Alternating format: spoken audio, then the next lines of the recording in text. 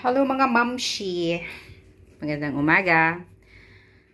Mayroon po tayong sasagutin na tanong ngayon. Isang kaibigan na nagtatanong sa akin, ano daw ang gagawin pag ang washing machine mo ay may sumisingaw na mabaho?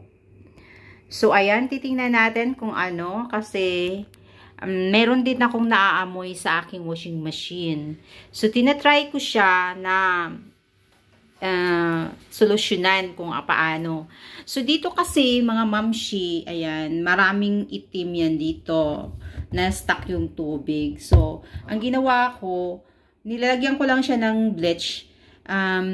Inano ko siya, nilagyan ko ng tissue, tapos binuhusan ko ng bleach. Tapos binabad ko siya ng mga siguro 15 minutes to 20 minutes, binalikan ko siya. Then, dito nga area, dito sa loob, ganyan, inano ko din, pinunasan ko din siya ng may bleach. And then, ang pinaka last one ko na ginawa, ito, nakikita nyo to, itong, ano na to, parang secret na naipunan ng tubig or labasan ng tubig to. Hindi ko alam kung paano ko i-explain, pero ito yung na-discover ko.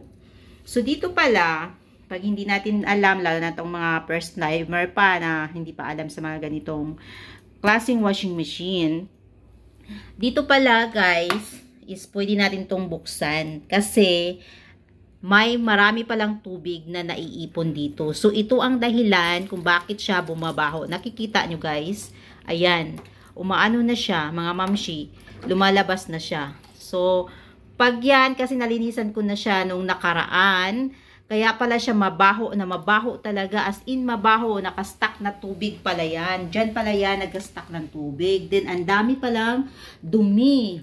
Tapos, dito din, ang daming dumi.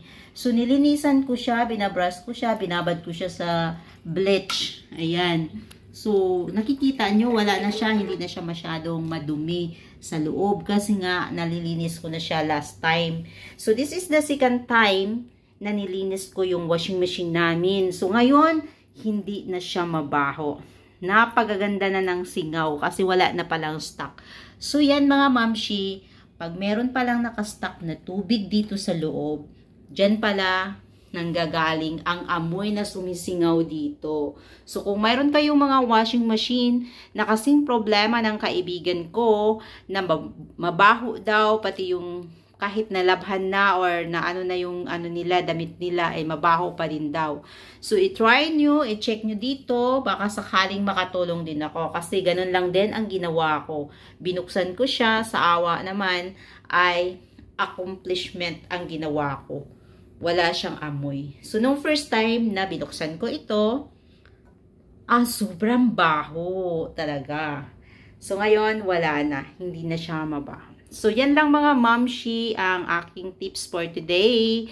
Kung paano natin lilinisin ang ating washing machine na may amoy or mabaho na sumisingaw. So, ganyan lang ang gagawin natin. Thank you for watching everyone. Have a nice day.